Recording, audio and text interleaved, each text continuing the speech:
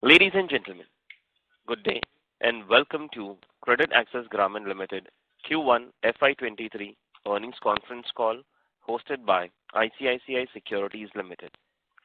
As a reminder, all participant lines will be in the listen-only mode and there will be an opportunity for you to ask questions after the presentation concludes. Should you need assistance during the conference call, please signal an operator by pressing star then 0 on your touchtone phone. Please note that this conference is being recorded. I now hand the conference over to Mr. Renish Bua from ICICI Securities. Thank you, and over to you, Mr. Bua. Thanks, Nirav. Hello and good morning to everyone. Welcome to the CreditAccess Grameen Q1 FY23 earning conference call. From the management team, we have with us today Mr. Uday Kumar, MD and CEO, Mr. Balakrishna Kamath, CFO, and Mr. Nilesh Dalvi, VP Investor Relations. I will now request Mr. Uday Kumar to take us through the brief highlight of Q1 FY23 and then we'll open the floor for Q&A. On behalf of ICICI Securities, I would like to thank the management team for giving us the opportunity to host the Q1 FY23 earnings call. I will now hand over the call to Mr. Uday Kumar for the opening remarks. Over to you, sir. Thank you, Renish.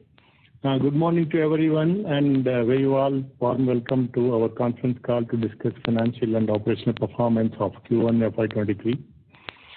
Before we begin the discussion on Q1 FY23 result, I would like to urge you all to go through our FY22 integrated annual report available on our website, which provides a deep dive into the resiliency of our business model, cross-cycle return ratios, and sustainability reporting.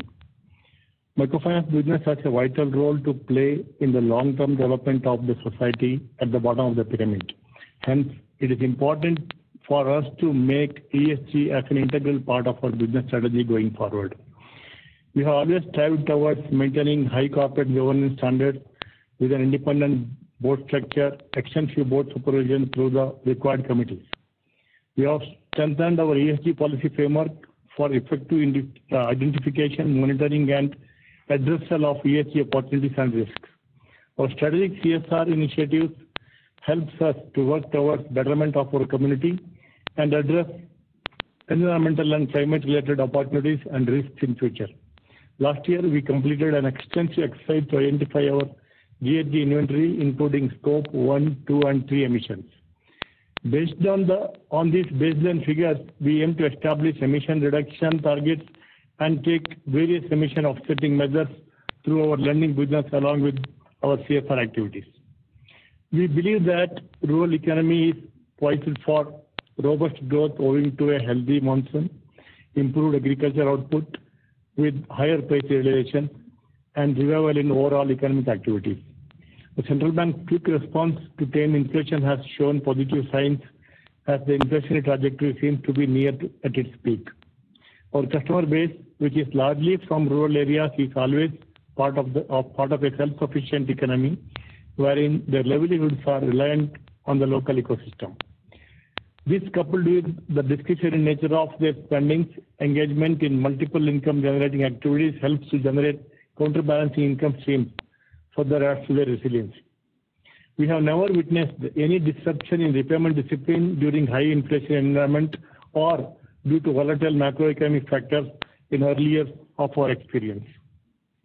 Our consolidated gross loan portfolio grew by 23.3% YOY to rupees 15,615 crore. As indicated before, business momentum was muted during the first quarter, resulting in a QOQ decline in our loan portfolio. Historically, even during stable period, growth has been always slower during first half. Our primary focus during Q1 FY23 was particularly on maintaining a strong collection discipline and ensuring complete alignment with the new microfinance harmonized guidelines announced by RBI in March 22. This involved formulation of necessary board approved policies, implementation of the required process changes, ensuring necessary technology changes to our core banking system, and extensive training for our large field force in both CA Grameen and MFL. The process transition led to lower disbursement and new borrower additions during April and May 22. We are happy that complete alignment on the new regulations in all aspects are ensured in the 2 months. Further, there were limited loan renewals during Q1 FY23, majority due to minimal disbursements in Q1 FY21 and Q1 FY22, owing to COVID-19 pandemic. Additionally, we also undertook branch expansion during this quarter. The new process transition took a little longer time at MFL, as there we are currently operating on two technology platforms, 70% book on Grameen tech platform and remaining 20% book on MFL old tech platform. Our consolidated borrower base witnessed QoQ decline to 36.9 lakh, given that 1.2 lakh borrowers were written off during the first quarter, while the addition of new borrower was over 92,000. Further renewal of loan for over 1 lakh borrower is under process, majority of them being renewed during Q2, which is also a reason for reduced active borrower count as on June 22. After ensuring full compliance with new RBI guidelines we are implemented in the months of April and May 22, the daily disbursement trend normalized in Grameen during June 22 and MFL normalized in June 22. Out of 2,146 crore disbursed during Q1 FY23, rupees 1,105 crore was disbursed in June 22. Similarly, out of 92,000 plus new customer borrower added during Q1 FY23, around 44,000 were added in June 22. Again, in July 22, our disbursement crossed 1,200 crores, and we added over 87 new borrowers, which is historic high for July.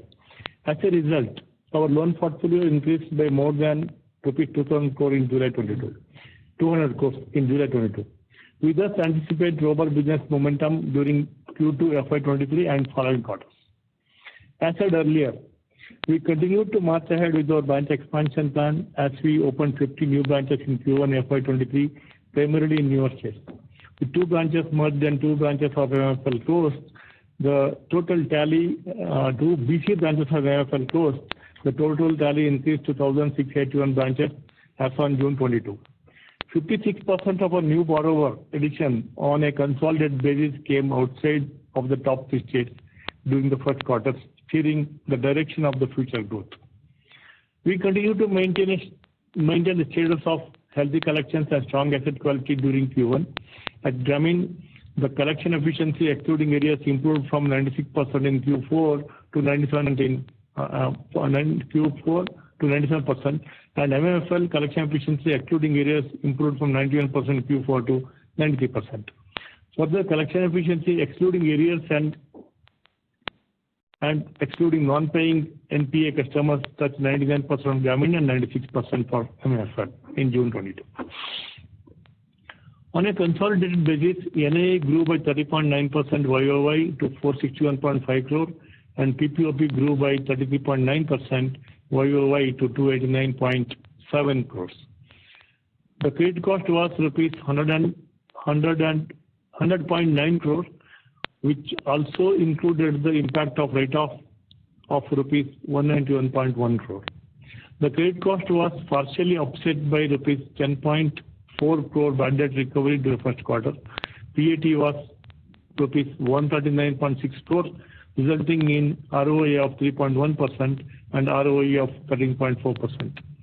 GNPA at 60 DPD reduced from 3.61% in March 22 to 3.11% in June 22.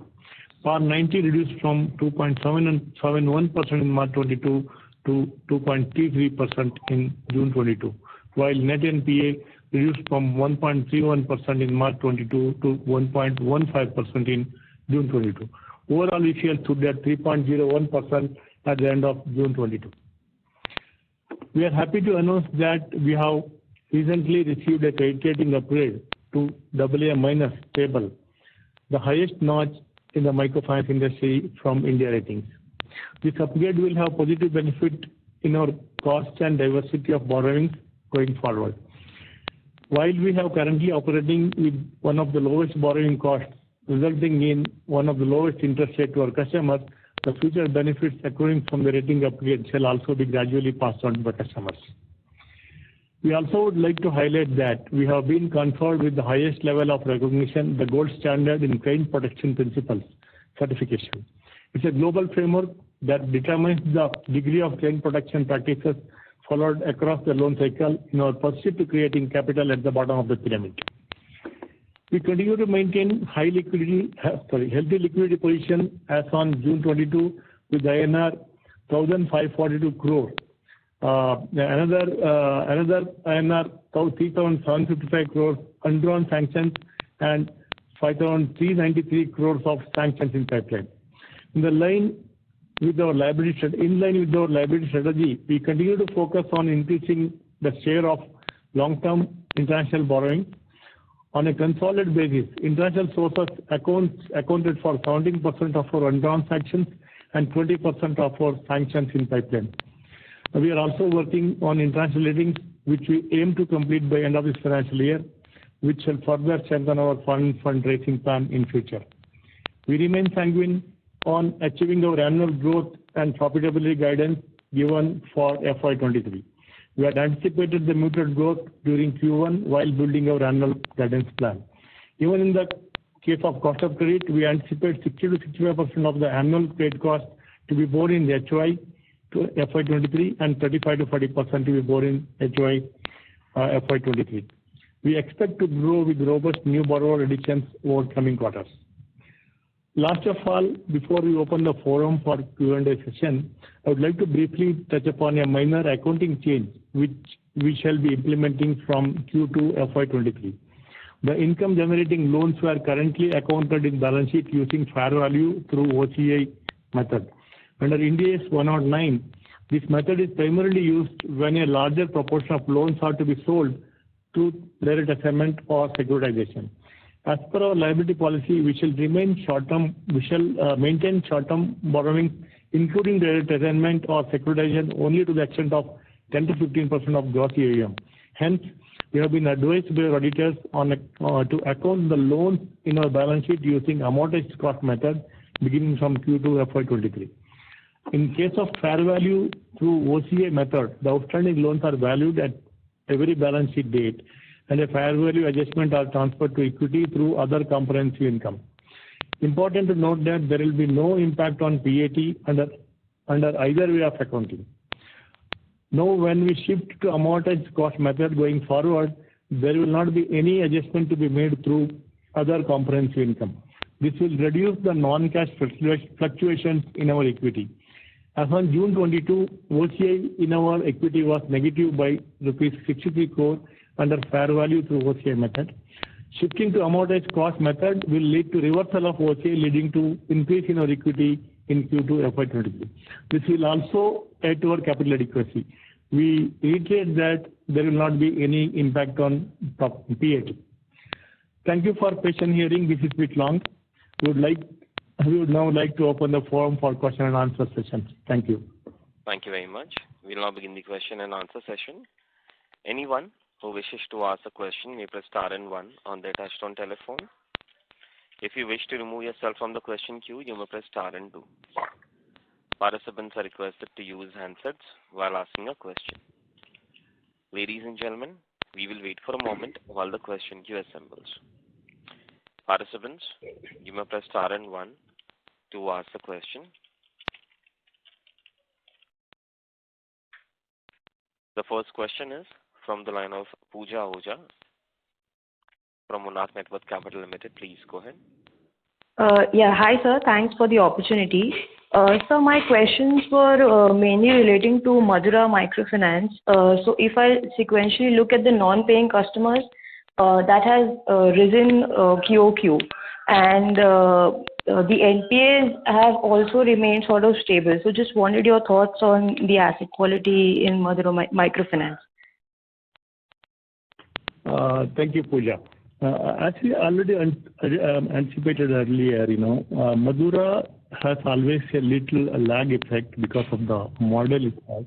But already 73% of the book is in Grameen platform, which is actually more than 99% collections. The 23% of the old book, 27% of the old book has some, residual impact, but it is reducing and it's already provided to a large extent. So therefore, we believe that the impact, the residual impact there is quite low. Percentage is due to reduce in the AUM actually. So therefore, absolute value, the NPA remains stable actually there also. Sure. And then there is that impact is quite negligible. Right.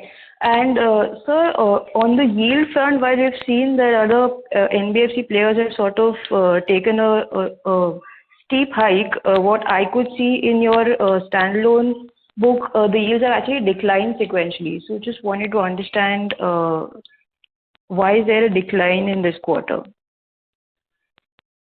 Decline in this quarter was quite nominal actually. So that is because of a little higher liquidity maintenance, as we are not dispersed too much of loans in for April and May. Also in the March quarter we had actually did a transaction of DA, which also had loaded the NIA actually. So if you nullify that factor, so you are nullify that effect, that also will change. And third is the base effect. About 5.9% of portfolio also has come down. Therefore, there's a base effect. There are three factors together. There's a very marginal decrease in the NIM. Okay, but we have taken for the new book we have taken hike, right? Of course, yes. Your overall portfolio actually should go up by 50-60 bips in this financial year, because the impact is only in April, May, June. The disbursement is quite low. Therefore, the new increased interest impact is yet to come in this quarter, in this half year or in this financial year. Sure. Okay, fine. That's it from my end, sir. Thank you. Thank you. Thank you. Participants, you may press star and 1 to ask a question. The next question is from the line of Shreya Shivani from CLSA India. Please go ahead.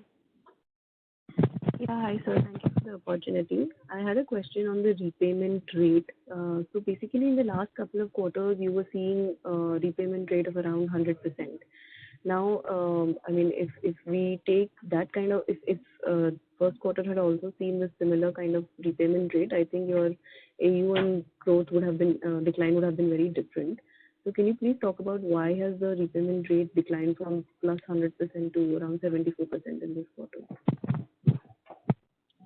100% to 95%. There's no 100% was including areas, if at all, if I remember correctly, because when you have ODUs are large, then the repayment on the ODUs will recover, then your repayment go. Otherwise, it is largely between 96 to 96. It was in the quarter ending March, it was 96%, and it's moved to 97%. There's an increase in the collection rate. I don't understand which point you are referring to. The repayment rate is at 75%. So, I mean, if I just calculate the AUM, if I subtract the AUM and disbursement and come at a repayment number that you have made for the quarter, that comes at around 75%.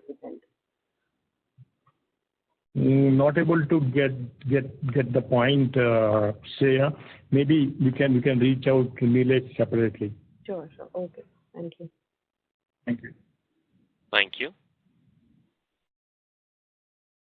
The next question is from the line of Renish from ICICI Securities. Please go ahead. Yeah, hi sir. Sir, couple of Hi. things. So one on this, the incremental growth from the newer states. So if I remember correctly, on the total book, our unique customer base used to be 40-45%.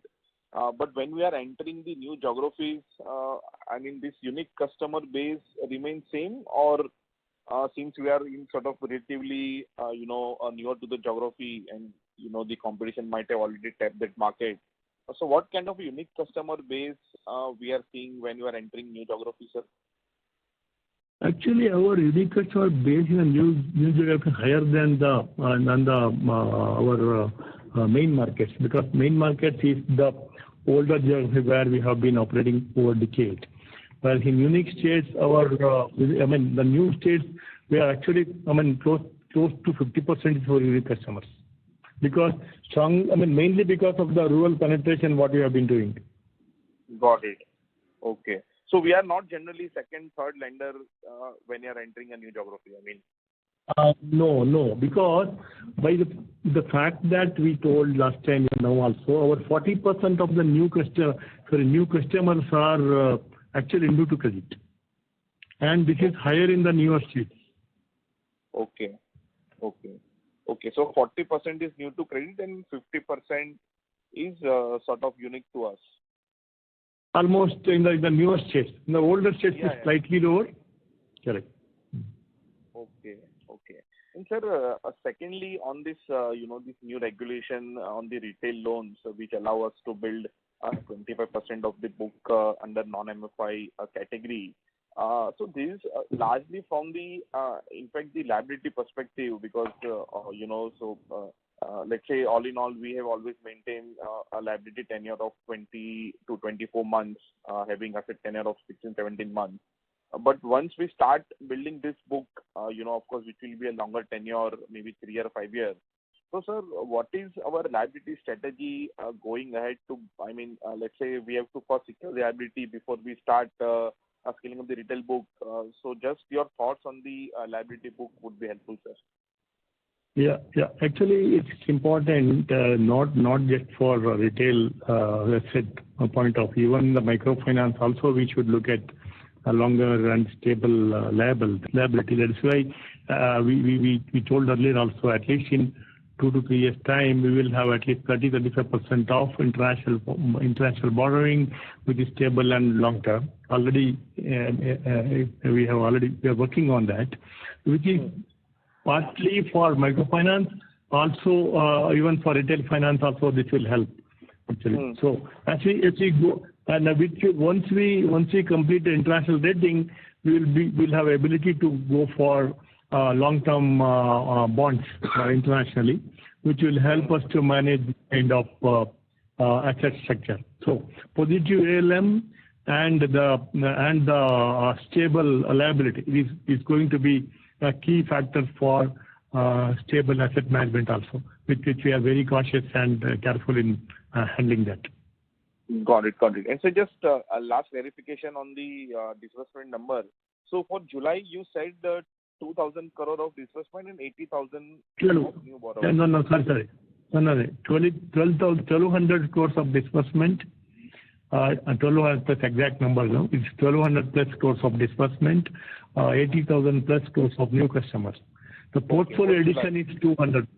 Yeah. Portfolio increased by 200 crores. Got it. That's it from my side, sir. Thank you. Thank you, Renish. Thank you. Participants, you may press star and 1 to ask a question.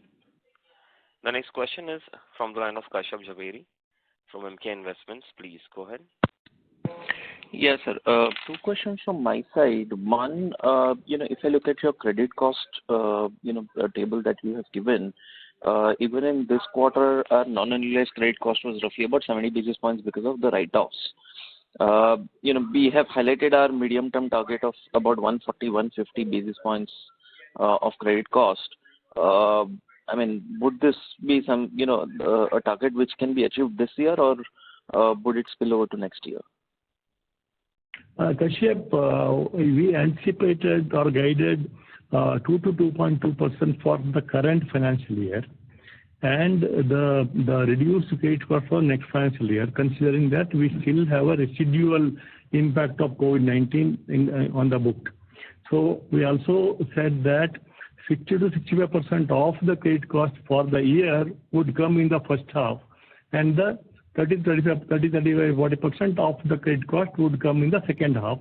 Considering the first 2 quarters, you would still need to write off some residual item. If you see, we still have 1.15% of net NPA. So therefore, it will be between 2 to 2.2%, which is, not 2 to 1.8 to 2%. I'm sorry. We have guided 1.8 to 2% for this financial year, of which 60 to 65% will be in the first half, balance is in second half. That is what we expect, and we are not expecting to increase beyond that. Right. And second question is on our disbursement number. So if I look at July number now on annualized basis, would be roughly about 15,000 odd crores. which would be sort of flat number. This 1,200 crores is standalone or including MMFL? It is consolidated. Right. So, which will be equal to, what we did for the full year last year. So considering that, second half, usually is better than the first half, and March is, one of the, best quarters. Do you think, what could be the full year, AUM growth that's possible in light of this, adherence now to the new norms? Yeah, Kashyap, we have guided in the last quarter about our guidance of 24 to 25% growth, AUM growth. We don't seem to be compromising on that number. We should be good with the guidance what we already made. Sure. That's it from my side, sir. Thank you so much. Thank you. Yeah. Thank you, Kashyap. Thank you. Thank you. Next question is from the line of Abhishek Murarka from HSBC. Please go ahead. Hi, sir. Good morning. Sir, my question is on... Hi, sir. Sir, my question is on the cost of funds. So, I think your opening cost of funds was 8.8. Your incremental went up by 20 basis points to 8.6, but it is still lower than your outstanding. But your cost of funds end of this quarter went up to 9. So, just wanted to understand the walk there, because I thought that the cost of funds would still come down given your incremental is lower than the outstanding. No, our overall cost of borrowing increased from 8.9 to 9%. It's about 0.1%. So it's because of some of the repricing by the lenders. But it will be still, we assumed earlier also, even if 1% increase of overall cost, our cost would go up by 25-30 bips. That's what we assumed. So it is in line with the same process. We also increased our lending cost by another 25 bips for Q2 already. Okay. And for your foreign borrowings, what is the all-in landed cost? It will be between 9.25 to 9.75 on an average, which will be minimum 3 years of what you call moratorium kind of thing, and the repayment starts after 3 years. So it will be a patient money. Therefore, 50 to 75 bips will really still be good for us, actually positive for us. Okay. And given that part of your yield increase is going to now flow through in 2Q, 3Q, and 4Q, how do you see your NIM moving for the rest of the year? So we are expecting the NIM to move towards almost by around 50 bips for this financial year, and another 50 bips should go up in the next financial year, considering that most of the loans are 2-year loans. With the old book has to run down, and then the new book will build. So overall, about 120 bips is supposed to be increasing over 2 years' time. So 50 to 60 bips should come this year, and balance will come next year. Okay. And this assumes how much, what mix of foreign borrowings, let's say 2 years down the line, from 18% currently? Maybe going up to about 30%, 25 to 30%. We are expecting that, because if you see right now already in our undrawn funds, already 17% new borrowings are there, foreign funds. Right. And the already sanctioned status, another 20% foreign borrowings are there. So we have a good pipeline already. So which means that we should be good in terms of at least 20-25% in this financial year itself. And 20% this financial, and by next year 25 to 30% kind of thing. So with the ESG as well as ESG compliance as well as international rating will further add to that portfolio. Yeah, absolutely. And the international rating, how much would it bring down your incremental cost of funds by, foreign borrowings by? And what would be the benefit of the international rating in terms of... The international rating will access you for international bonds. Yeah. Today we are accessing only the FPI funds or from a foreign portfolio players or a development organizations like IFC or FMO or DFC. So whereas if you want to access the bonds like whether green bonds or gender bond or what you call social bonds, you need the international rating, which will reduce the cost also. But any ballpark like today? Sorry. Please go ahead. No. Pricing, we had to get into that. For example, if you compare the bonds being raised by some of the lenders in India, the rates are between 7.5 to 9% kind of thing. Okay, understood. So the second thing is on provisions.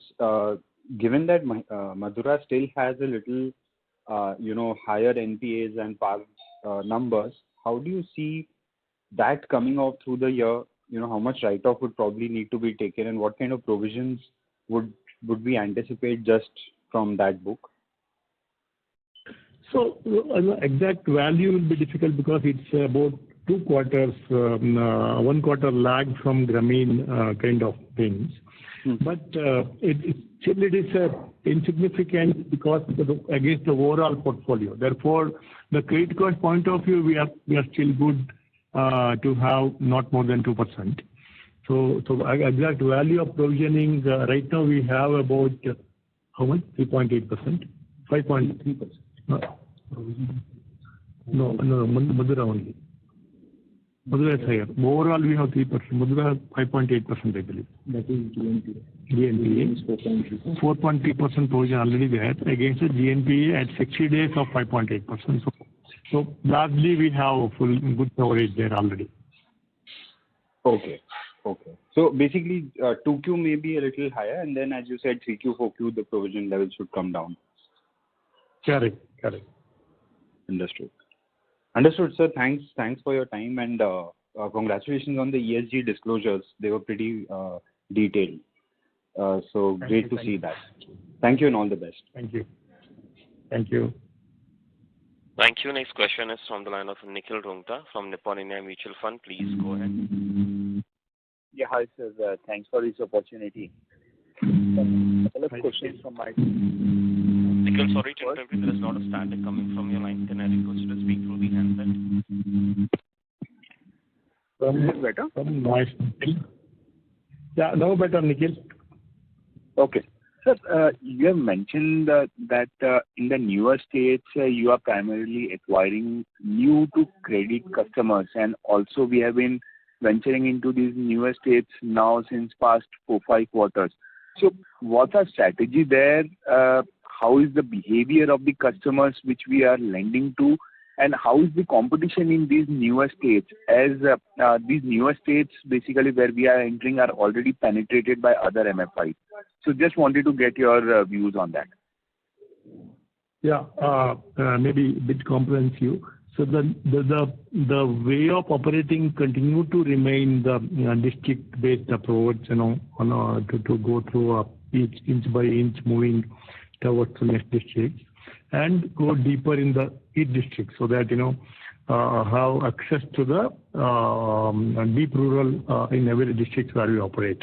If you look at our branches today, it's almost 5.1 per district, probably, which is the largest per district if you compare to the industry. So many of the competitors, we understand that there are quite a lot of MFIs are there, but what we saw largely the operating in the urban or a semi-urban kind of things. So we have not seen too much competition. That itself is the validity is that we get almost 50% new to credit customers.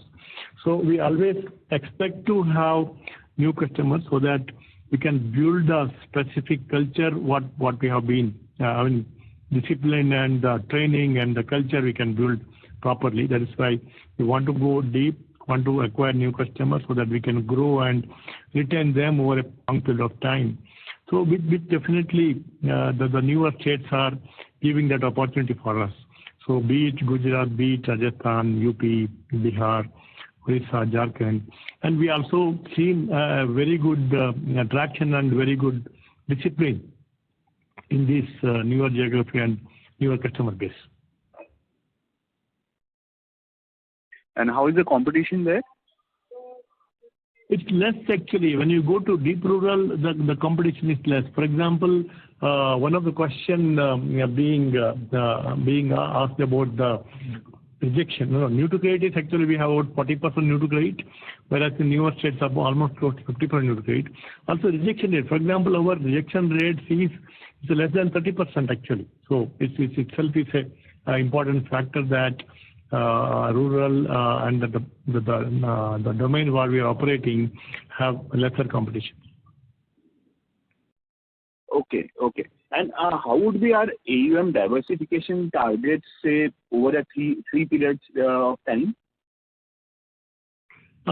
Maybe about 10 to 12%, not more than that, because the microfinance book also growing quite fast.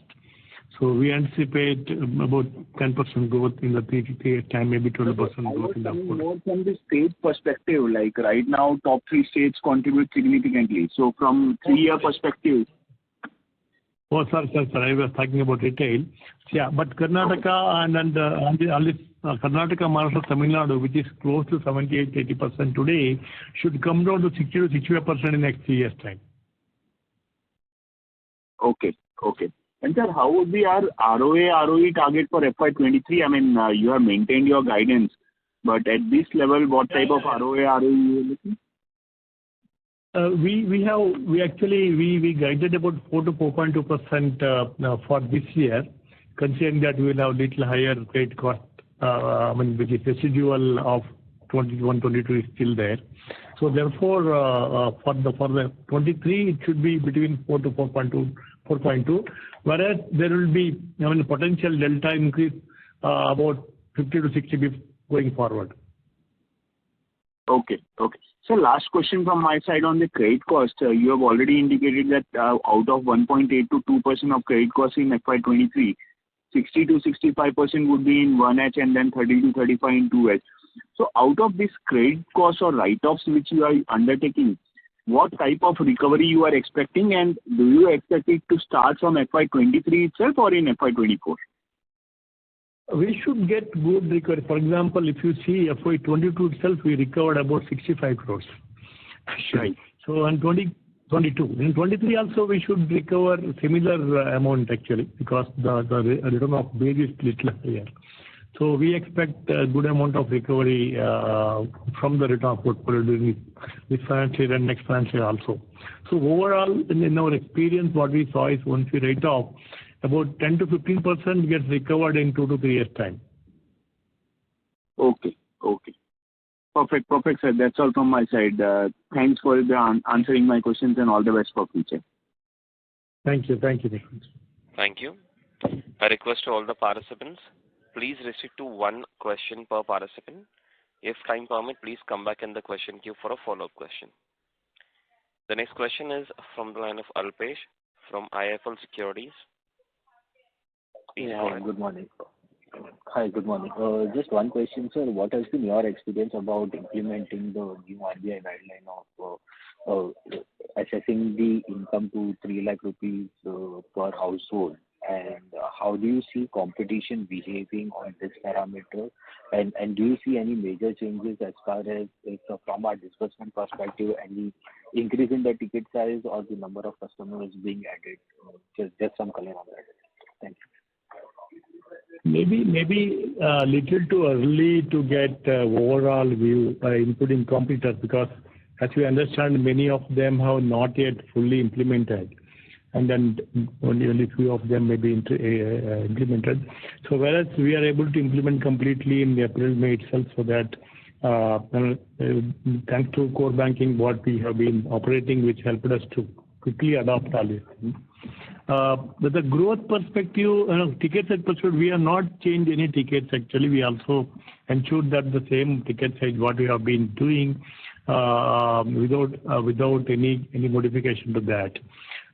We believe that the growth should come from customer acquisition, not from ticket size. So we anticipate about 10 to 12% customer growth this year, and for 20 to 25% of the growth should come basically from two components. One is renewals of the customers, and then the other is the new customer acquisition. So we have large scope available to acquire new customers across our geography, particularly in the deep rural. And from impact perspective, so we are not seeing too much impact, but yeah, there are still some manual work from a bureau perspective. Bureau not aligned with the combined report. Those some latencies are still there. It will take probably a couple of more months. Therefore, otherwise we don't see any challenge.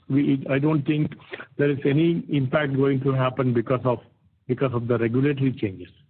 So or for the growth also, we have enough opportunities.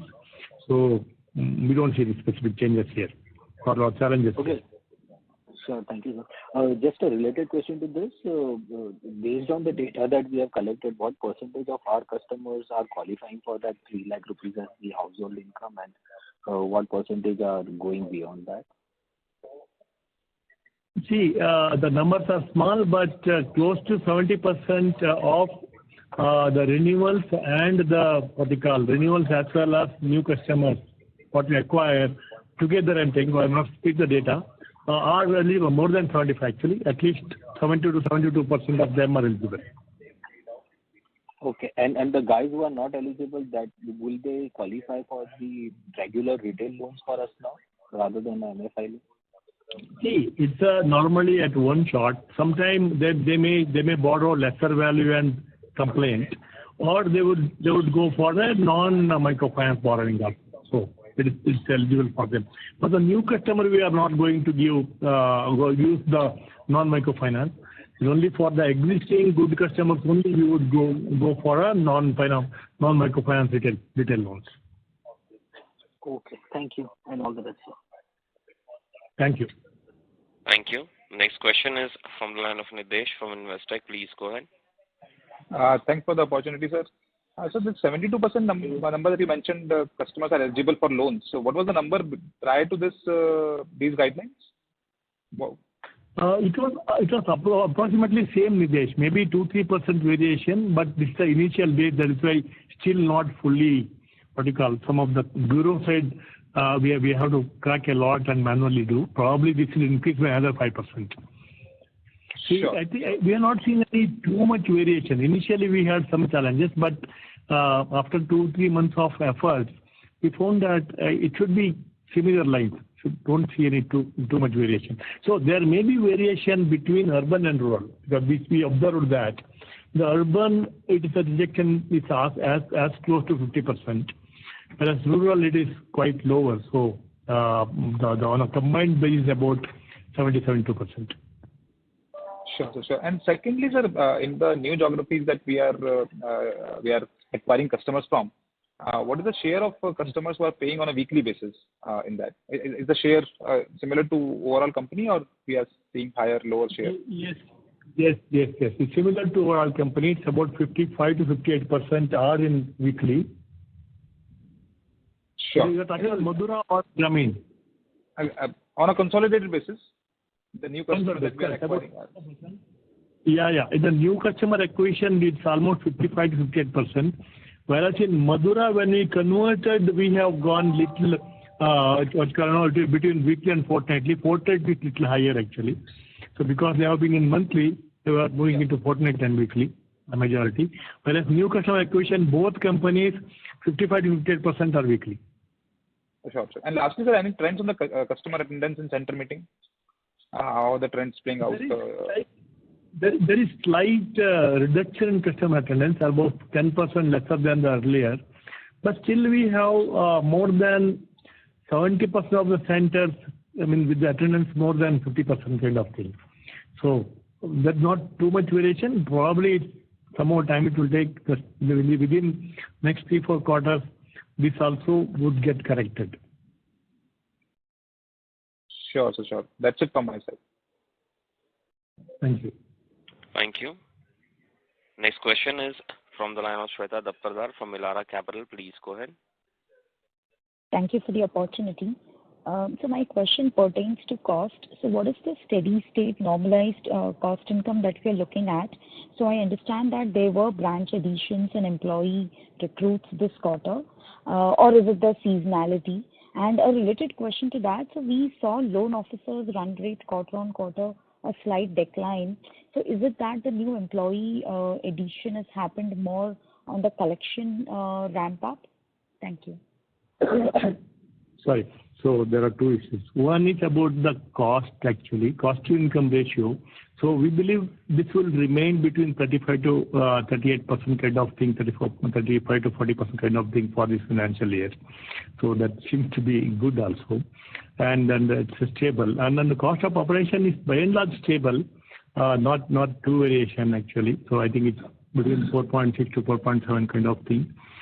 Maybe this year that also will remain at the same level, may not change too much. And the last one is about the loan officers. It's basically in April, May, we concentrated more on training, some attrition, recruitment probably delayed a bit, so to get automatically compensated. But there is no shortfall of employees because we have already about at least 2 to 3% higher than the required staff, what we acquired in March itself. So for the branch openings, therefore, this is an ongoing process. We don't see any, issue in getting the employees or training the employees, because 2 months we spent more time on concentrating to change the regulations, trainings, collections. So other factors are little slow. Therefore, recruitment was little delayed. That's all. It was a temporary impact. Sure. So if I may squeeze in one more question, so which Nikhil had alluded earlier. So if I look at the 250, 260 odd branch addition over past 4 quarters, more than 85 branches have been added in Bihar and UP regions. You also mentioned that the credit discipline in new geographies have been holding up good. So what has been your experience in these northern geographies pertaining to credit discipline, collections, and new dispersals? Thank you. Actually, 85% of branches are in Gujarat, Rajasthan, UP, Bihar, Jharkhand, all these 5 states actually. So all these 5 states. And our experience has been pretty good. Particularly, we are able to go to deep rural, able to get new to credit customers on a predominant basis. And the behavior and the culture of the customers are also quite good, so that it will actually align with our operating model. Noted, sir. That's all from my side. Thank you. Thank you. Thank you. A request to all the participants, please restrict to 1 question per participant. Next question is from the line of Karthik Chellappa from Buena Vista Fund Management. Please go ahead. Yeah, thank you for the opportunity, sir. Good morning. My question is basically on our borrower count. So in the last 2 years, most of the growth in AUM has basically come from ticket size. So our borrower count has been in that 3.8, 3.9 million range. From what point do you see a more secular growth in the borrower count? And secondly, if we look at your presence today across this 14 states, what is the potential, and given your own mix of unique customers versus new to credit ratios, etc., what is the total market size in terms of number of borrowers that you can potentially reach? Okay. So last 2 years, if you remember, at least 11, 12 months were not operated properly. So it's actually equal to 1 year compared to number of months available to acquire customers. Actually. So particularly I'm talking about 21 and 22 financial year. Despite that, we have added 13.4 lakhs of new customers during this 2 years time. And also we have dropped off our attrition about 9.2 lakh customers. That means our net addition would have been about 4.5 lakh customers. Unfortunately, we have wrote off about 7.2 lakh borrowers between both companies. That is why that the aberration of number of borrowers have come in. So from now on, the writing off will be lesser, and the month-on-month addition started in quite a good numbers. So we believe this year you will see good number of, as we already guided, about 10 to 12% increase in our borrowers. So we'll be able to handle. That is, we are able to add on a net addition basis. I think you were talking about a market sizing from potentially. Yes. So we always believed that we still have about 90 million low-income households in this country not addressed by microfinance industry, which definitely of that more than 75 million are in rural, not in urban actually. So which means if we go deep rural and penetrate more in rural, we don't see any challenge to enhance the customer number. So at least for next 4 to 5 years point of view, industry should grow between 20 to 25% in terms of portfolio, at least 10 to 12% in terms of customer growth going forward. Got it. Thank you very much, sir. Wish you all the very best. That's all from my side. Thank you. Thank you. Next question is from the line of Shripal Doshi from Equirus Securities. Please go ahead.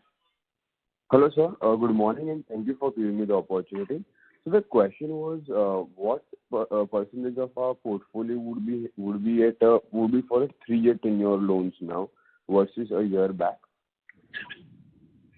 Yeah, actually, currently our it was about 17% earlier, 14% I think 21. 22 it was about 24% by March, and now it is about 27%. So as you see, our customer with more than 3 years percentage also kept on increasing due to non-acquisition of customers in the last 2 years. We are almost 55% of our customers are more than 3 years. Therefore, there's a high potential that the higher loans are going to 3 years term. About 27% is about 27% of our portfolio is, Grameen portfolio is in standalone portfolio is in 3 years.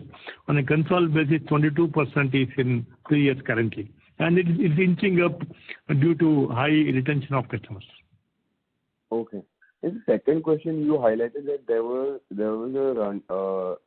rundown by 9.2 lakh customers, of which 7.2 lakhs have been written off. The remaining 2 lakhs would have come down due to what reason? No, 2-3 difference. So 13.4% is acquisition. Right. 9.2 lakh is dropped off, basically not meeting the regulatory lines, or they don't want to borrow, or we don't want to hold them, or defaulted, or whatever the regulation. 7.2 was a defaulted NP and wrote off. So net, 7.4 wrote off, 9.2 dropped off. That means 16.6 lakh customers have been dropped overall, whereas 13.4 was added. Okay. Got it. Okay. So just one last question, so if I could squeeze in. Will we be deploying the risk-based pricing in our strategy, or we will only have a blended rate wherein we'll be taking 100 or 150 basis point of increase?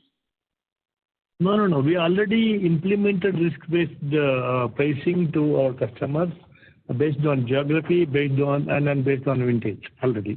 So our pricings are between 18 now currently 19% to 21.75% currently. So higher the risk, high risk states will have higher price, and low risk states will have lower price. Low vintage states will have higher price, and high vintage states will have lower price. Thank you. Sripal, I'll request you to come back for the follow-up. The next question is from the line of Kashyap Javeri from MK Investment Managers. Please go ahead. Yeah, sorry, sir, but to harp on this, question which I had earlier. So to achieve about 24-25% growth in AUM, our disbursements for next 3 quarters, which is quarter 2, 3, and 4, actually need to grow by about almost 30% each quarter, and most likely, we'll have to disburse about 6,500 crores a quarter. I'm just trying to reconfirm that number. So, with this number, it's possible, still to grow at about 24-25%. I don't think is the math correct? First of all, that we need to do about 6,500 crores a quarter kind of a disbursement on console. I was just coming from you. I don't think your math is correct, because our average asset is almost 18 to 20 months. Therefore, we don't need to disperse that much of money. Probably 4.5 to 5,000 crores per quarter average. If we disperse, we will meet our target. Sorry, I missed that number. The number that you mentioned. 4,500 to 5,000 per quarter. Okay. Yeah. So per month, for 1,500, if you disperse, we will meet our target. Okay. So what you're saying is that repayment would be about 18 to 24 months, and which is why, the overall target still can be. Okay. Okay. Correct. Yeah, sure. Thank you. Our more than 90% of loans are more than two years or more, tenure. That's why. Okay. Okay. Sure. Thank you so much, sir. Yeah. Thank you. Thank you very much. I now hand the conference over to the management for closing comments. Thank you all for being with us for this call. Wish you all the best and have a nice day. Thank you very much. Thank you very much. On behalf of ICICI Securities Limited, that concludes this conference. Thank you for joining us. You may now disconnect your lines. Thank you.